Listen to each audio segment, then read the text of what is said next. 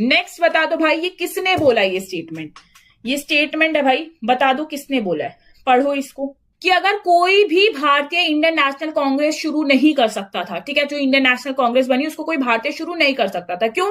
क्योंकि अगर हम इसको बनाते तो यहाँ पर जो ब्रिटिशर्स है उसको अलाउ ही नहीं करते, ठीक है, उसको जबी के जबी खत्म कर देते, ठीक है। ये जो काम है एक बहुत ही बड़ा इंग्लिशमैन ही कर सकता था, ठीक है। तो उस टाइम पीरियड के लिए यहाँ पर इसीलिए हमें उनका साथ जरूरी था, अदरवाइज हम स्टार्ट करते तो यहाँ पर क्या हो जाता है, यहाँ पर ब्रिटिशर्स उस चीज को जबी के जबी समाप्त कर देते। तो आपको बताना है ये स्टेटमेंट किसने बोला है। तो इसका राइट आंसर क्या आ जाएगा आपका डी, ठीक है। तो गोपाल कृष्ण गोखले का ये स्टेटमेंट है, ध्यान रखना भाई।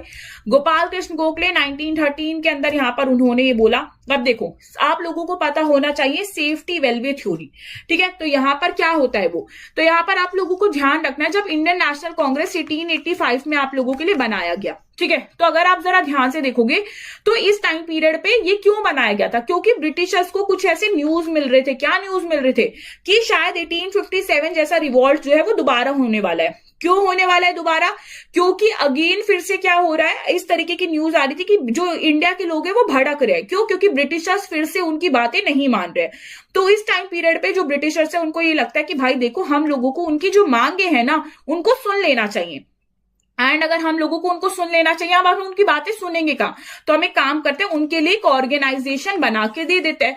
इसीलिए उन्होंने इंडियन नेशनल कांग्रेस बना के दे दी। अब इंडियन नेशनल कांग्रेस अगर वो सिर्फ हमें ही बनाने देंगे जिसके अंदर सिर्फ इंडियंस होंगे, तो यानी कि यहाँ पे क्या होगा, यहाँ पे होगा ये कि हम कोई षड्यंत्र रच सकते हैं, हम कोई कॉन्स्पिरेसी कर सकते हैं। तो इसीलिए इसके अंदर उन्होंने क्या बोला, जो A.O. ह्यूम थे, यानी कि जो आप लोगों के ब्रिटिश ऑफिसर्स थे, उसने यहाँ पर इसको बनाया। एंड यहाँ पर आप कह सकते हो ताकि वो हम लोगों पे चेक भी रख सके कि क्या बातें हो रही है, क्या बातें नहीं हो रही है ना। तो इस तरीके से आप लोगों को ये देखने को मिलता है।